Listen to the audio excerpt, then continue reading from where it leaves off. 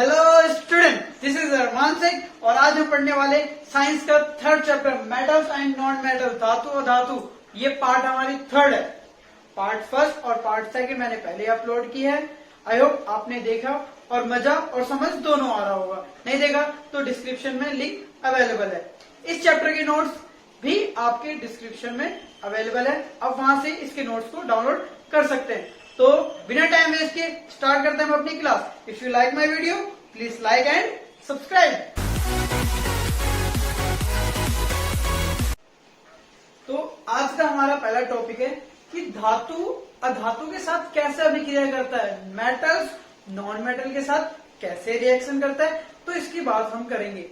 ठीक है, इसमें हम थोड़ा सा रिवाइज करेंगे अपने फर्स्ट पार्ट का, जिसमें मैंने आपको बताया था मेटल्स क्या होते हैं, नॉन मेटल्स क्या होते हैं। अगर आपको अच्छे समझ में आया होगा तो बस आसान है आपको समझना। देखो, मैंने आपको क्या बताया था पार्ट फर्स्ट के अंदर, जो मेटल्स होते हैं, ठीक है, वो क्या करते हैं, उनके लास्ट सेल में इलेक्ट्रॉन होते हैं, 1 होंगे या तो 2 होंगे या तो 3 होंगे, बताया था। ठीक है, और मैंने बताया था मेटल की, ये मैंने बात की थी धातु। लेकिन वही अगर मैं अधातु यानी नॉन मेटल की बात करूं तो मैंने आपको बताया था या तो हो सकता है 5 हो या तो 6 हो या तो 7 हो। किसमें? लास्ट घर में इलेक्ट्रॉन, वैलेंस सेल में इलेक्ट्रॉन। क्या मतलब? जैसे मैंने आपका एग्जांपल लिया था, Na लिया था, और इसका अगर हम इलेक्ट्रॉन कॉन्फ़िगरेशन करें, इलेक्ट्रॉन का वितरण करें, तो आप पाएंगे 2 8 1, यानी लास्ट में क्या है? 1 है। इसलिए ये धातु है, मेटल है। क्या है? ये मेटल है, धातु है। ठीक है, इस तरह हम बात करते हैं अधातु की, यानी नॉन मेटल की। किसकी? नॉन मेटल की। तो इसका एग्जांपल लेते हैं क्लोरीन का। ठीक है, ये क्लोरीन एक नॉन मेटल है और इसकी वैलेंस सेल अगर लिखोगे आप तो ये 17 नंबर पे आता है, यानी 17 एटॉमिक नंबर होता है, परमाणु संख्या। तो 2 8 और 7। देखो, इसके लास्ट में 7 है, इसलिए ये नॉन मेटल है। इसके लास्ट में 1 है, तो ये मेटल है। ये नॉन मेटल है, ये मेटल है। धातु है या अधातु है? क्लियर है? ठीक है, अब हम दोनों को कैसे रिएक्शन करेंगे, एक दूसरे से कैसे अभिक्रिया करेंगे, रिएक्शन करेंगे, इसकी बात करते हैं। देखो होता क्या है, ये जो मेटल होता है, ये अगर ये दोनों नॉन मेटल के साथ जब आपस में रिएक्ट करते हैं तो देखो, ये इसको घर फिल करने के लिए हमें पता लास्ट सेल में जो भी इलेक्ट्रॉन हो, यहाँ पर लास्ट घर में 8 इलेक्ट्रॉन चाहिए हमें, पूरा इसका जो घर है फिल हो जाएगा। तो अब देखो, 7 लेना आसान नहीं है ना, 1 देना आसान है। हाँ, तो ये क्या करता है? ये देने का काम करता है। समझ में आया? यहाँ देखो, इसके घर में 7 है, अगर इसको 1 मिल जाए तो इसकी वैलेंसी फुल हो जाएगी, घर फुल हो जाएगा, इसका वैलेंस सेल फुल हो जाएगा। तो क्या इसको 1, इसलिए क्या काम करता है?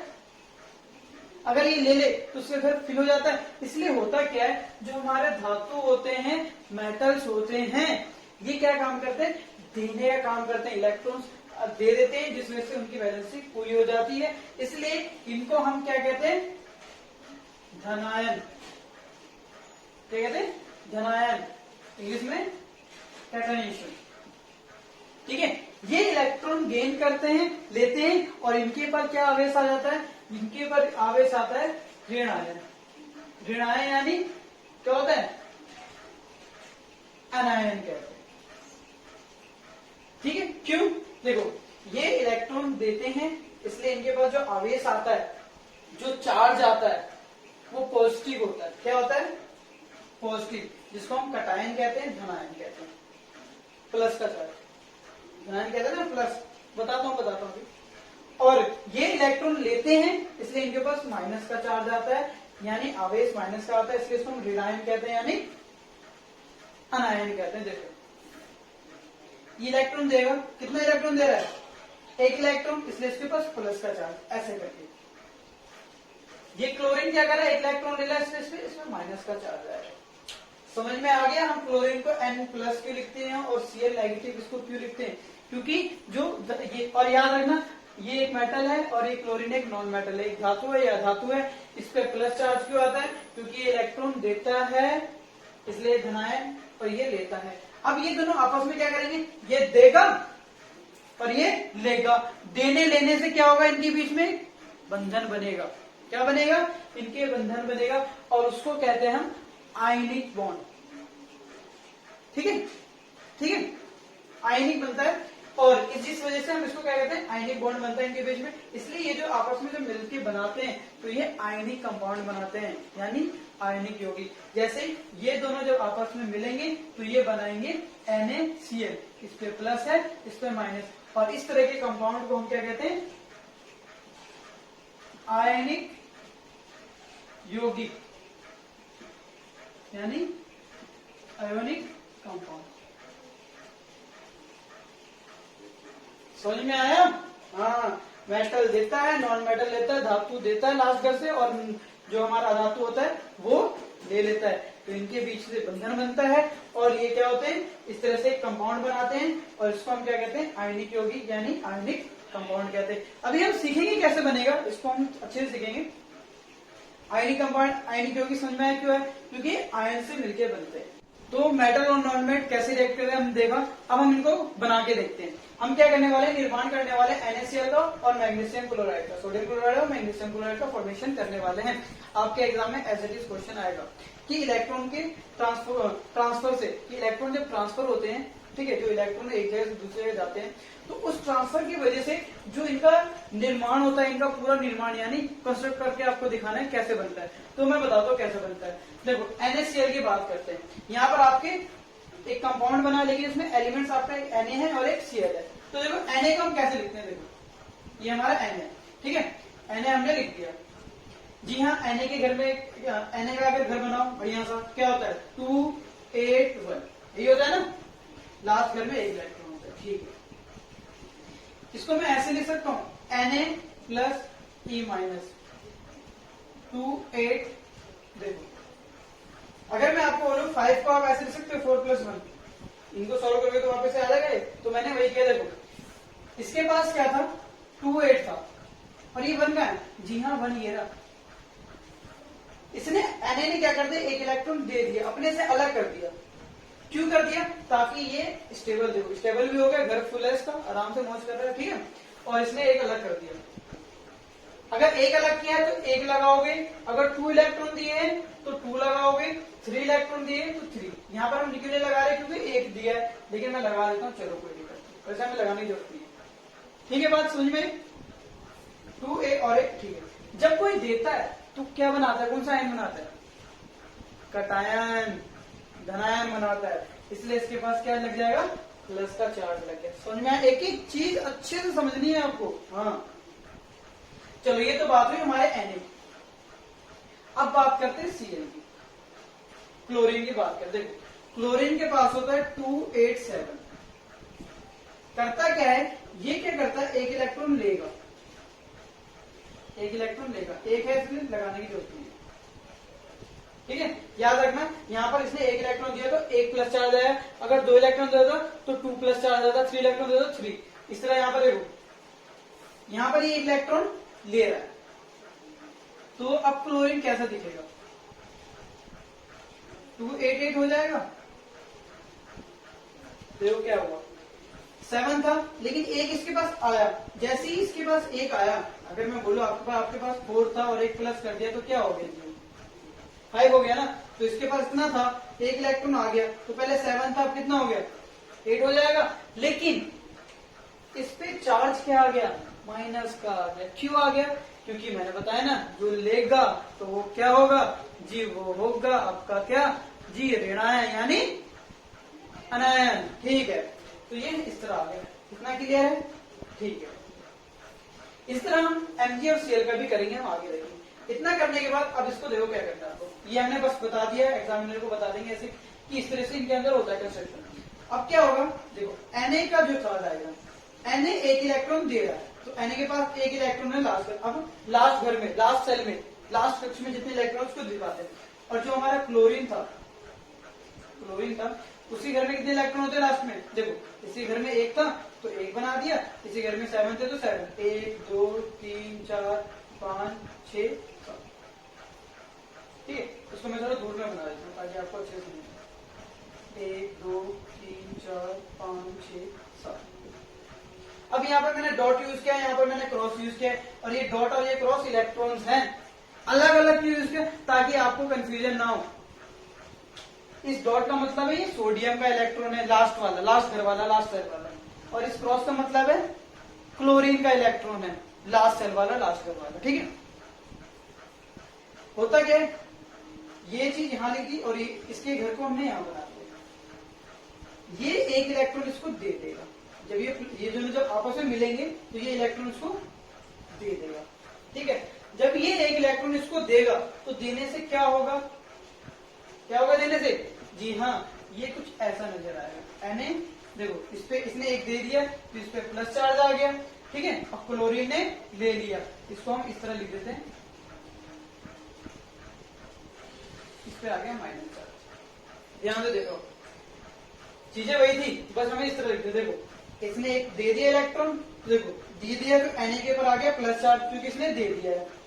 और ये पूरा हमने ऐसे रखा, इसके यहाँ पर पहले कुछ नहीं था, यहाँ पर था कुछ, जी कुछ नहीं था, लेकिन जैसे ही इसने इसको दिया, इसका भी जो लास्ट सेल था वो क्या हो गया, अब देखो इसका घर भी पूरा हो गया और इसका लास्ट सेल भी, इसका भी घर पूरा हो गया। जब दोनों के पूरे हो गए तो इन्होंने आपस में जुड़ गए, और जुड़ने से क्या बनाया, इन्होंने एक आयनिक कंपाउंड बनाया, क्योंकि आयन से मिलकर बना है ना। ठीक है, तो यहाँ पर इन्होंने बनाया आयनिक कंपाउंड, यानी आयनिक यौगिक बनाया। ठीक है, देखिए इस पर माइनस क्यों है, क्योंकि इसने इलेक्ट्रॉन लिया, इसने दिया तो इस पर प्लस आया।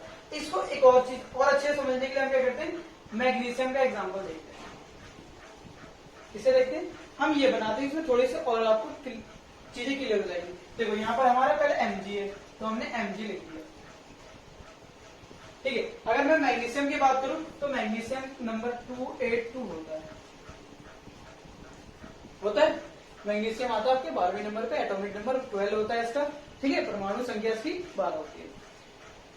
हाँ, अब इसको घर फुल करने के लिए ये 2 इलेक्ट्रॉन देगा, क्योंकि लास्ट में 2 है ना। हाँ, तो ये 2 दे देता है, तो इसका नजारा कुछ ऐसा दिखेगा, Mg प्लस ये 2 इलेक्ट्रॉन दे रहा है। देखो 2, जैसे इसने 1 दिया तो 1, इसने 2 दिया तो 2। क्लियर है ना। हाँ, अब इसके पास यहाँ लास्ट सेल में 2 8 हो गया और यहाँ 2, अगर इनको सॉल्व करो तो 2 8 10 और 2 12, वापिस से वही आ जाएगा।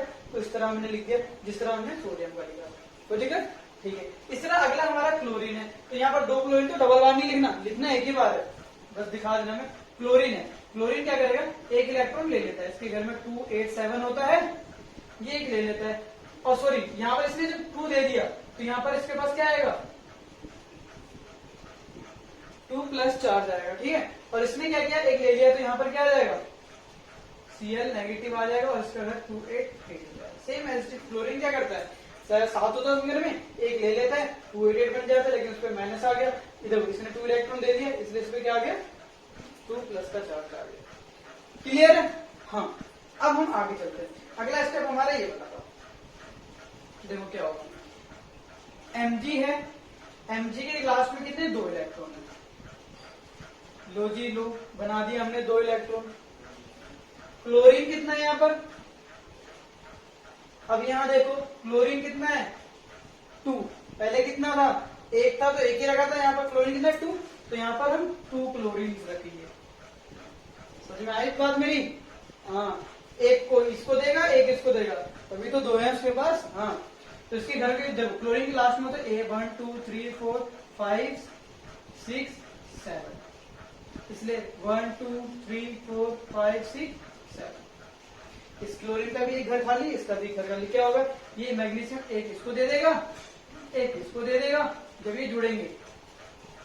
ठीक है, और ये जुड़ते ही क्या बनाएंगे, जुड़ते ही, समझ में आ रही बात मेरी। सेम वही है हमारा, 2 थे, तो एक इसको दे दिया, और यहाँ क्या बना देखो, Mg, इसने 2 इलेक्ट्रॉन दिए, इसलिए इस पर आ गया 2 प्लस आ गया। अंदर था हमारा क्लोरीन, 1 2 3 4 5 6 7,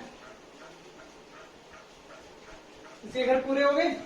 लेकिन ये क्लोरीन है कितना, अब यहाँ डबल नहीं लगाएंगे हम, यहाँ पर लगाते हैं 2 ऐसे करके। ठीक है, ठीक है, समझ में।